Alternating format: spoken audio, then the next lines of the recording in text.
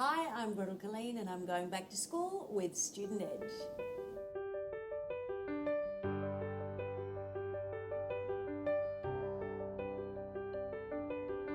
Hello Gretel, thanks for talking to us. Pleasure. Tell us, what were you like as a student?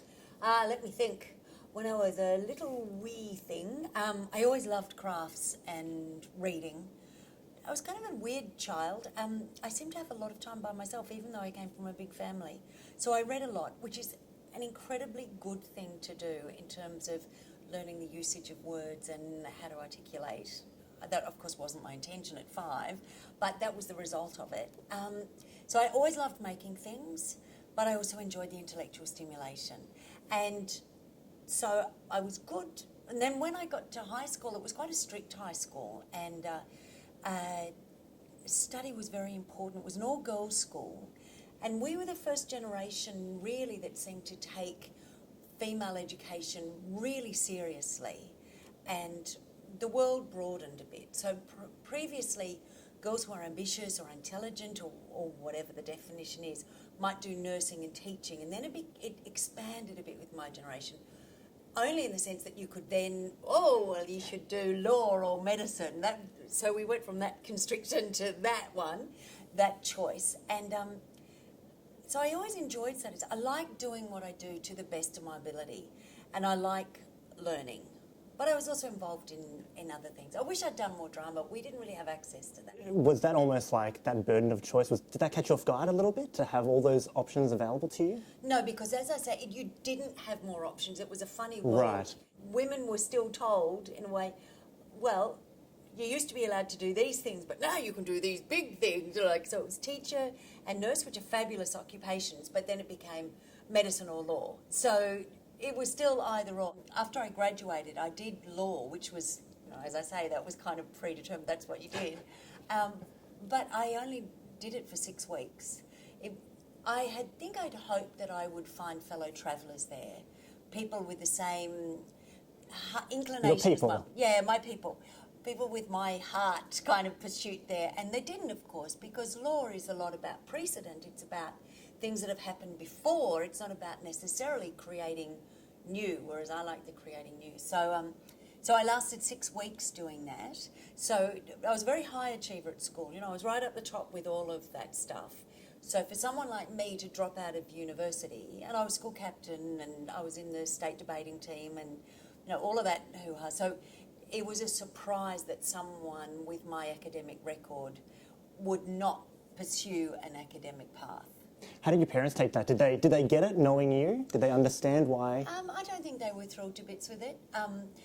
But a lot of that is because the arts, it's a perilous lifestyle, and most people of my generation will tell you that their parents said, yes, but what are you going to do as a backup? Which basically means when you fail, what are you going to do? But it's not because they don't necessarily respect the arts. Many didn't know anyone from that world, and what they did know of that world was that it's hard and it's not safe. And parents usually want something safe and secure for their children. So I think it was more from that perspective. Well, I want to go back just a little bit. You mentioned how you'd wish you'd done more drama and you didn't really find your people at uni. Where did you find your people during that time when you were a teenager? I mean, where did you go to kind of find your fellow creatives? I wasn't aware of that creative side of myself either. I was aware of a yearning in my heart, but there was no skerrick of it in my background or in my home life with my family. So I didn't know that's what it was. So I pursued performing accidentally. When I dropped out of law, I went and travelled overseas. For 6 months or something, I applied to study communications. While I was in Greece, I wrote out the form and did all that, and then came back, did that, and it was while I was there that I wrote a poem that I was performing seriously, and the audience started laughing at it. And it was about relating family members to pieces of cutlery. Who knew? I mean, I thought it was really intellectual. Obviously it wasn't. And the audience laughed, and it was from there that I then heard, because I'd also moved out of home because the way of thinking in suburbia was not mine. So I lived in the centre of Sydney Darlinghurst, around Taylor Square from a very early age. So I was surrounded by people, but still very young. I didn't fit in, but I was driven by my heart, really. And so I then was heard in my local cafe that a man was putting on a cabaret show, and I went and found him and said, could I perform in it? And did another piece about, because I was working in a cake shop in King's Cross. I was about 20 by this stage, and then performed that, and the audience laughed at that, and then it built. But I was terrified every step of the way. It wasn't like, oh, I'm home, isn't this comfortable? It was, oh my God, this is terrifying. So it didn't immediately click when people started laughing and you thought, oh no, I'm a comedian now. It was actually, it took a little bit of evolution to get to... Oh no, I would wish for the ceiling to fall in, because I didn't enjoy it, but I knew instinctively that's where I had to be.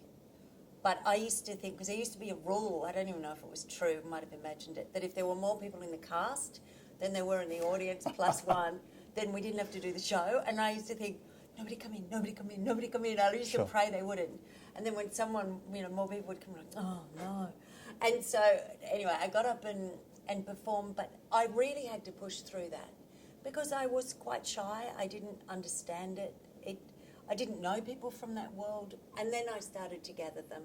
And finally, it's only at my age now that I can see what a different character type it is, that we're not failed academics or we're not failed money market people. We are a unique species and our buttons are pushed by different things. Do you feel that young people today trying to get into this industry, is it similar to your experience where you feel like, it's not being fostered, that kind of support? Is it still the same as when you were kind of going through it, or has there been some growth? I think it's very different. A lot of people want to be stand-up comics now, which is interesting because it was not a thing you chose as a career when I was growing up. A lot of people want to do that. Social media is there helping people.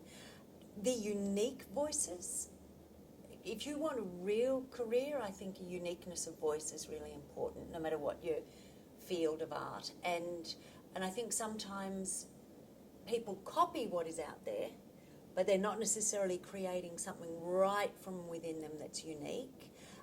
So on the one hand, it is more respected in certain arenas. Doesn't necessarily pay well, for musicians and creators of any sort, so that respect isn't there.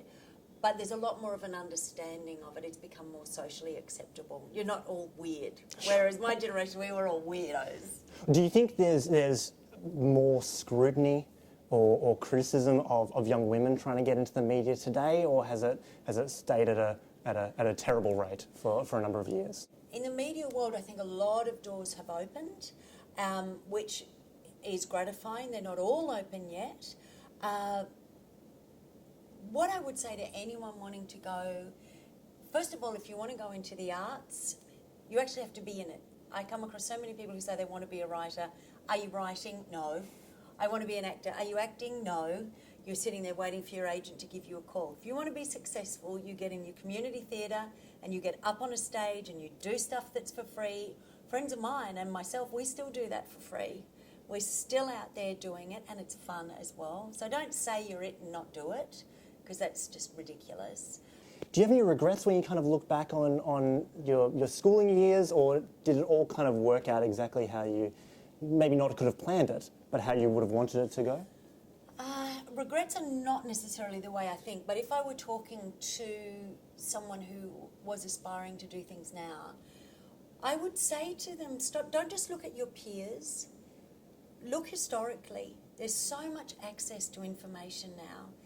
If you don't want to read a biography or an autobiography, watch the doco. Look at the journeys of amazing artists, not just the people in your local cafe, the people who impacted on the whole world. And it might be a journalist or an artist. Look outside your world. Look at greatness. Look at extraordinariness and be inspired by that. And it's so easy. You just go on the internet and find it. I would suggest that. I would also suggest for a lot of young kids, it's so much pressure to achieve things young.